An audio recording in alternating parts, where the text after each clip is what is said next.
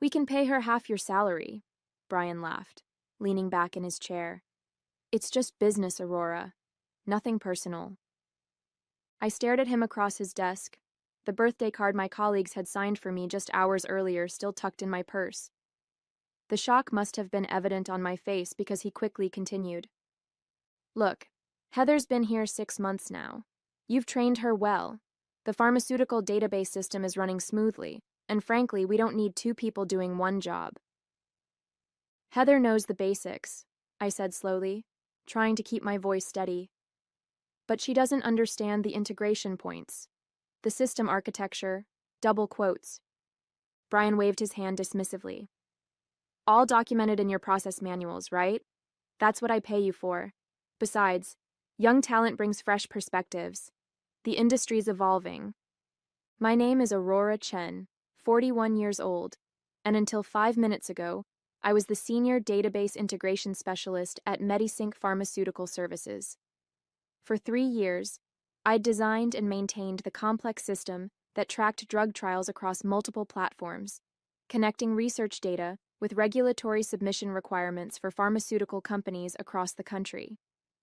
When Brian hired Heather 6 months ago, I'd welcomed the help. The system had grown increasingly complex, and having someone manage the day-to-day operations would free me up to implement improvements I'd been planning for months. I'd spent countless hours training her, carefully walking her through the standard procedures, though there hadn't been time to cover the underlying architecture, the invisible connective tissue that made everything work seamlessly. I need your keycard and passwords before you leave today, Brian continued, sliding a severance agreement across the desk. 2 weeks' pay, standard confidentiality clauses. I scanned the document, the words blurring slightly. Today is my birthday, I said, the statement sounding hollow even to me. Brian had the decency to look uncomfortable for a moment. Sorry about the timing. HR picked the date. I signed the agreement mechanically, then stood up. Heather will need the emergency protocols for when systems don't synchronize properly. They're not in the documentation. I'm sure she'll figure it out, Brian replied, already checking his phone. She's quite resourceful. As I packed my desk, Heather approached, her expression a mixture of sympathy and awkwardness. I'm really sorry, she whispered. I had no idea this was happening. I nodded, not trusting myself to speak. As I handed her my system notebook, a notification popped up on my computer screen. Database sync error on client trial DRX 1429, manual resolution required. I started to explain the error, but Brian appeared, ushering me toward the exit. Heather's got this, he said firmly. It's time for you to go. I smiled tightly. Good luck, I said, meaning it more sincerely than either of them could possibly understand. My path to Medisync began after 15 years in database architecture. I'd built systems for insurance companies, retail chains, and finally, the pharmaceutical industry, where data integrity could literally be a matter of life and death. Clinical trial information had to be seamlessly integrated across research platforms, regulatory submission systems, and client dashboards, with zero margin for error. When Medisync recruited me, they were struggling with an outdated system that frequently crashed. Within 6 months, I'd redesigned their entire architecture, creating a robust integration framework that accommodated their complex needs while maintaining regulatory compliance. Client satisfaction scores rose dramatically, and the company landed 3 major pharmaceutical contracts based largely on the strength of their innovative data management solutions I had built from the ground up. Brian Morgan became my manager a year ago when the previous director retired. He had a background in sales rather than technology, which initially concerned me, but I tried to be open-minded. He spoke constantly about optimization and streamlining operations, often questioning why processes couldn't be simplified. These verification steps seem excessive, he'd comment during review meetings. Couldn't we eliminate some of these redundancies? I'd patiently explain that what looked like redundancy was actually essential error-catching architecture. The system's strength lay in its multiple verification points that prevented data corruption from cascading through interconnected databases. Brian would nod, but I could tell he wasn't fully grasping the technical nuances. Still, I believed his business perspective complemented my technical expertise, and we maintained a cordial professional relationship. When he hired Heather, fresh out of college with a computer science degree but no real-world experience, I didn't object. Training a junior colleague seemed reasonable, and I enjoyed sharing my knowledge. Heather was eager and quick to learn the operational procedures, though she sometimes grew impatient with details. "Do we really need to run all these verification queries?" she'd ask.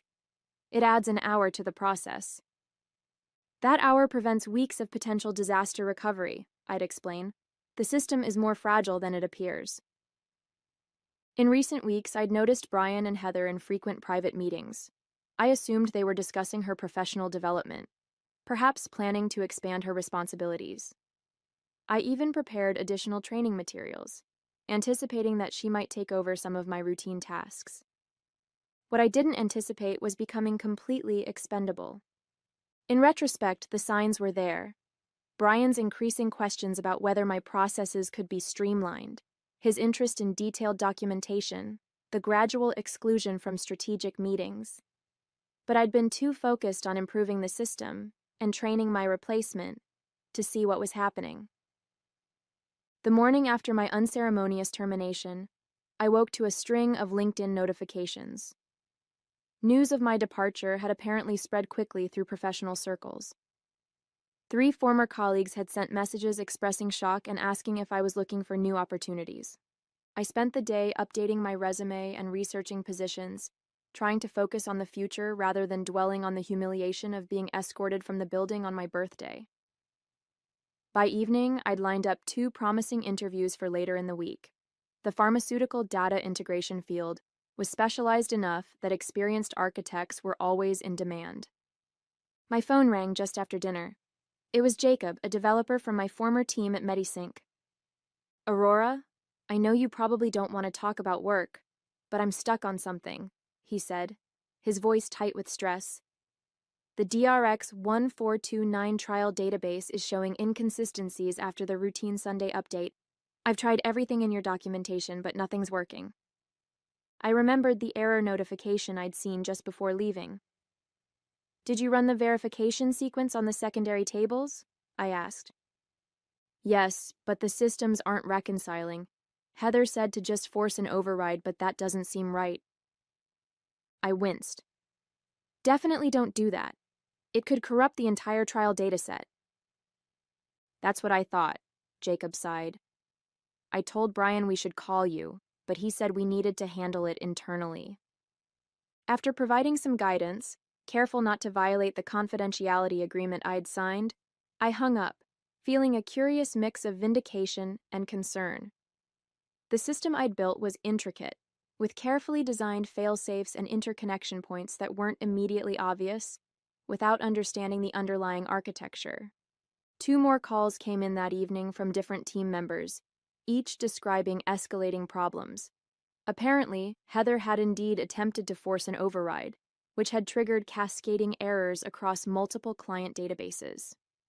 The team was now in emergency mode, trying to prevent data corruption from spreading. I declined to answer the 4th call, which came from Brian's number just before midnight. The next morning, a Tuesday, I had an early interview with PharmaDirect, one of Medisync's competitors. The hiring manager, impressed with my portfolio, asked why I'd left my previous position. "Restructuring," I said simply. "They decided to streamline the database management team." He looked skeptical. "Interesting timing. We just heard Medisync is having major system issues. Something about corrupted trial data?" I kept my expression neutral. "I wouldn't know. I'm no longer with the company." By Wednesday, I had received official offers from both PharmaDirect and another competitor, each with significantly higher salaries than what I'd made at Medisync. A third company requested an interview, mentioning they'd heard excellent things about my architecture skills. Meanwhile, my phone continued to accumulate missed calls from Brian and other Medisync numbers. I didn't return them. The severance agreement didn't include any provision requiring me to provide assistance after termination, and professional ethics prevented me from discussing their system with competitors. But as the calls became more frequent, I wondered just how badly things were unraveling at my former workplace. By Thursday morning, my curiosity got the better of me. I accepted Brian's call on the first ring. "Aurora," he said, relief evident in his voice. "Thank God. We have a situation." "So I've heard," I replied neutrally. "Look, I'll be direct. The system is in complete meltdown. After that initial error on Monday, everything started falling apart. Client dashboards are showing incorrect data, trial records are mismatched, and the regulatory submission module is flagging compliance errors across the board." I closed my eyes, visualizing the cascade of failures, exactly what I'd designed the verification protocols to prevent.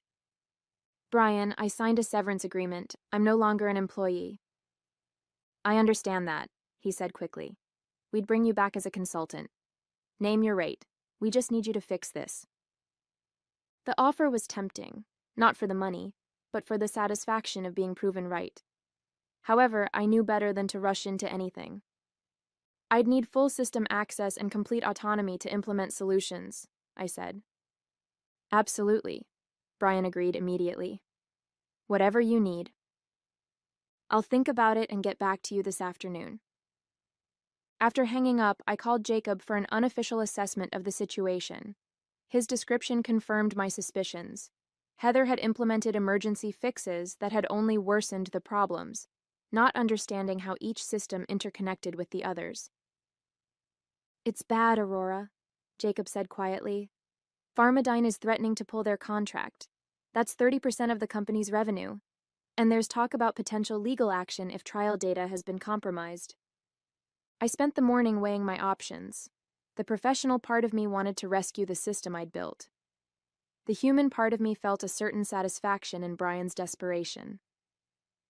By noon, I'd made my decision and called him back. "I'll help," I said. "My consulting rate is $300 an hour with a minimum engagement of 40 hours, payable up front." Brian didn't even hesitate. "Done. When can you start?" "I'll be there in an hour." Walking back into MediSync felt surreal. Colleagues greeted me with obvious relief, while Brian hovered anxiously nearby. Heather was noticeably absent. "Where's Heather?" I asked as Brian escorted me to a workstation. "She called in sick today," he said, not meeting my eyes. The stress of the situation. I logged into the system with the admin credentials Brian provided and began my assessment. The damage was extensive but followed a logical pattern. Exactly what happens when someone who doesn't understand the architecture tries to force solutions without addressing the underlying issues. By late afternoon, I had stabilized the most critical systems and developed a recovery plan for the rest. Brian checked in frequently, each time more relieved as progress became evident. "You're a lifesaver," he said during one such visit. "I don't know what we were thinking, letting you go." I continued working without responding. The comment wasn't worth acknowledging. As I was preparing to leave for the day, Brian approached with a folder. "I've been authorized to offer you your job back," he said, pushing the documents toward me, "with a 15% raise and a more senior title." I glanced at the offer letter without touching it. "I'll consider it after we resolve the current crisis." "Of course," he nodded eagerly. "Take your time." But as I gathered my things, I noticed an email on Brian's open laptop on the desk beside me. It was from the CEO, with the subject line, "Transition plan once system is stabilized." The visible preview text read, "Get everything documented properly this time before we make any changes." I felt a chill. They weren't offering my job back out of recognition of my value. They simply needed me to repair the system and document everything so thoroughly that even Heather could maintain it. Then they'd discard me again. The decision I thought I had was just another illusion. The next morning, I arrived early to continue my recovery work. The system was responding well to my corrections, and I estimated another 2 or 3 days before everything would be fully functional again. I worked methodically, carefully documenting each step, not for Brian's future transition plan, but for my own records. Around midday, the CEO, Victoria Winters, stopped by my workstation. Aurora, I can't tell you how pleased we are that you've returned to help us through this crisis, she said warmly. Brian speaks very highly of your expertise. I nodded politely, continuing to type. The system should be stable by Monday. Wonderful. And I understand Brian has discussed your potential return to a permanent position. He mentioned it, I replied, keeping my focus on the screen. Victoria's smile tightened slightly at my lukewarm response. Well, we'd be delighted to have you back on the team. Perhaps once this situation is resolved, we could discuss the specifics over lunch. Perhaps, I agreed noncommittally. After she left, I took a short break, stepping outside for fresh air. As I scrolled through my phone, a message appeared from an unfamiliar number. Aurora, it's Heather. Can we talk? It's important. Curious, I agreed to meet her at a coffee shop across the street during my lunch break. When I arrived, Heather was already there, looking pale and nervous. Thank you for coming, she said as I sat down. I've been trying to decide whether to tell you this. Tell me what? Heather glanced around before leaning forward. The system failure wasn't an accident. At least, not entirely. I felt my body go still. Explain. Brian asked me to implement some optimizations to the system last week, changes that would streamline the verification processes. He said you had approved the concept but were too busy to implement it yourself. I never approved any such changes, I said, my voice tight. I realized that later, Heather admitted. When things started going wrong on Monday, I told Brian we needed to call you immediately. He refused, saying it would validate your overcomplicated approach and that we could fix it ourselves. She pulled out her phone and showed me a text exchange with Brian from Monday morning. His messages clearly instructed her to attempt fixes without contacting me, even as she expressed increasing concern about the escalating problems. By the time he finally decided to call you, I was having panic attacks. I couldn't sleep knowing what we'd done to the system, what I'd done by trusting him. Why are you telling me this now? I asked. Heather's eyes filled with tears. Because they're planning to blame me for everything. Yesterday, HR called me in and said they're conducting an investigation into procedural violations that led to the system failure. Brian told them I made unauthorized changes against his instructions. The pieces fell into place with sickening clarity. Brian had deliberately undermined the system architecture I'd built, likely to prove that his streamlined approach was superior. When everything collapsed, he needed me to fix it. But afterward, Heather would take the fall, and he would emerge as the manager who handled the crisis. I have the job offer from PharmaDirect, Heather continued. I was going to accept it before all this happened. Now Brian's threatening to give me a negative reference if I leave. He says he'll make sure I can't work in pharmaceutical data anywhere. I felt a surge of anger, not just for myself now, but for Heather too. She was younger and less experienced, but she didn't deserve to be manipulated and scapegoated. Forward me those texts, I said, my mind racing. And any other communications you have about the system changes. As Heather compiled the evidence, I realized I had a decision to make. I could walk away with my consulting fee and one of my new job offers, leaving Medisync to its toxic culture.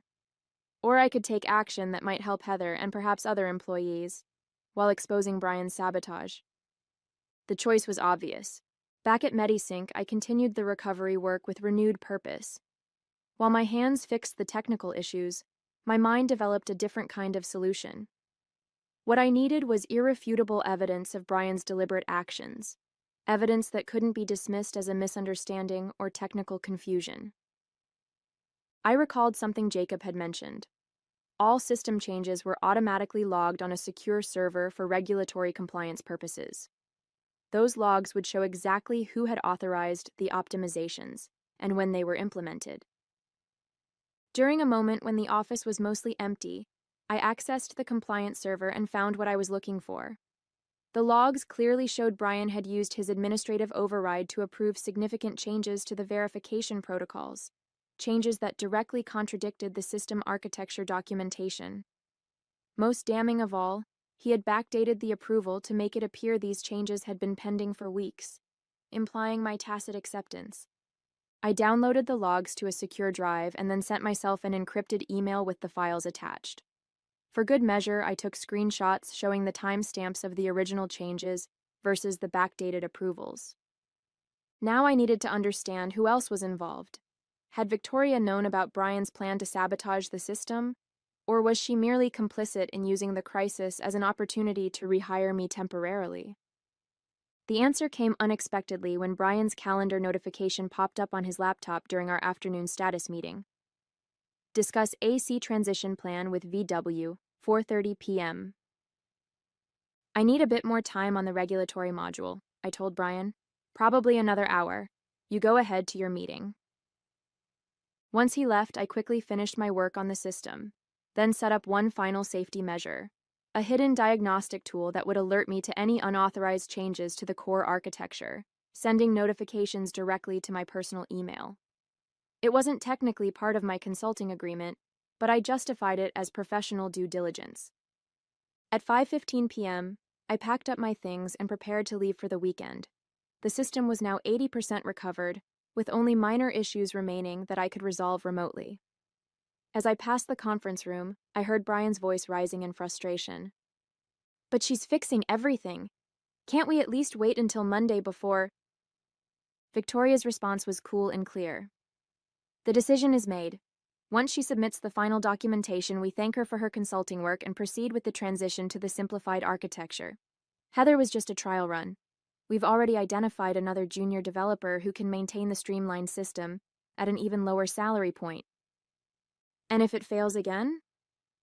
It won't, because Aurora will have documented every aspect of the recovery process. That's the whole point of bringing her back as a consultant. I'd heard enough. I slipped away before they could exit the conference room, a strange calm settling over me. I now had all the evidence I needed, and a weekend to decide exactly how to use it. Sunday evening, I received a text from Brian. System looking stable. Just need final documentation tomorrow to close out your consulting engagement. CEO wants to meet at 9 a.m. I responded simply, I'll be there. What Brian didn't know was that I'd spent the weekend consulting with both a labor attorney and a regulatory compliance expert at the FDA, who had expressed significant concern about the deliberate manipulation of pharmaceutical trial data systems. I had also accepted the position at PharmaDirect, with a specific condition they had happily accommodated. Monday morning would bring answers to questions Brian and Victoria didn't even know to ask, and I would be ready. I arrived at Medisync at exactly 9 a.m. Monday, carrying a slim portfolio containing my consulting invoice and several other carefully prepared documents.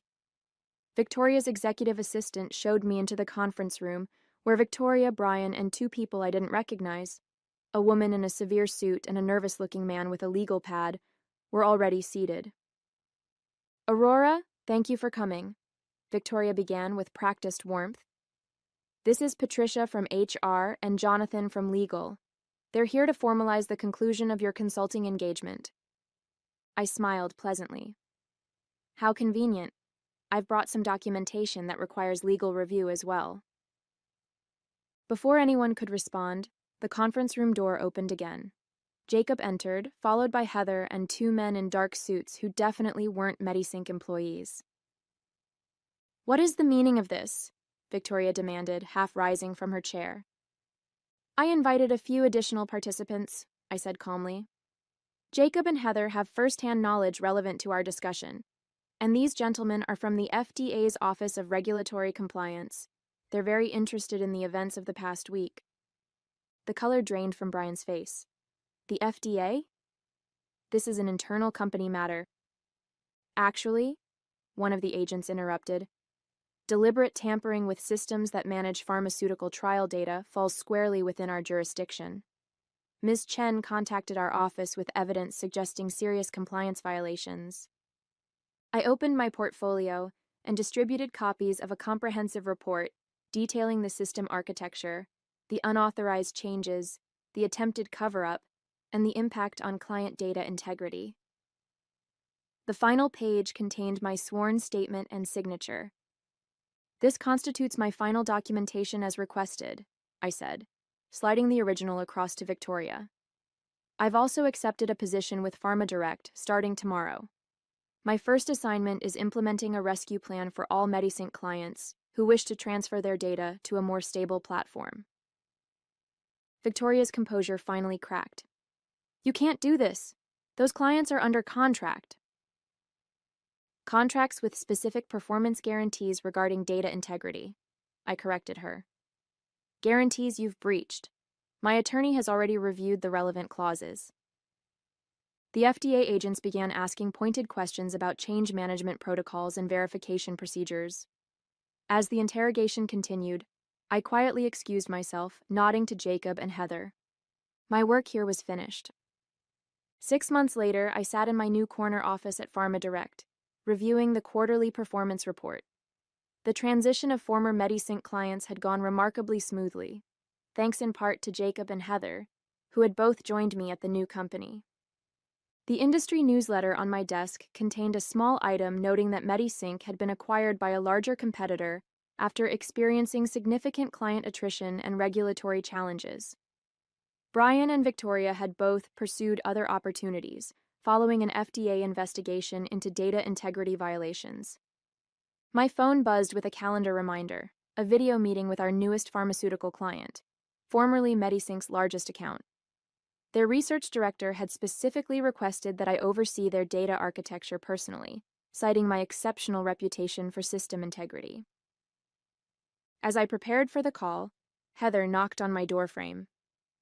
The team wanted me to remind you about the celebration dinner tonight, she said. 1 year since we all started here. I smiled, remembering the day I'd negotiated with PharmaDirect's CEO to bring both Jacob and Heather onto my team as part of my employment conditions. He'd been skeptical until I explained their potential value and their loyalty in providing evidence that helped expose MediSync's violations. I wouldn't miss it, I assured her. My new email notification chimed, the diagnostic system I'd created alerting me that all client databases had completed their verification cycles successfully. The architecture I'd designed here was even more robust than my work at MediSync, incorporating lessons learned from that experience. Some might view what happened as revenge, but I saw it differently. It was simply the natural consequence of valuing systems over the people who built them, of prioritizing short-term savings over expertise and integrity. In the end, I hadn't needed to destroy MediSync. Their own short-sightedness had done that quite effectively without my help. I closed the performance report and prepared to meet with our newest client, ready to demonstrate once again the value of doing things right.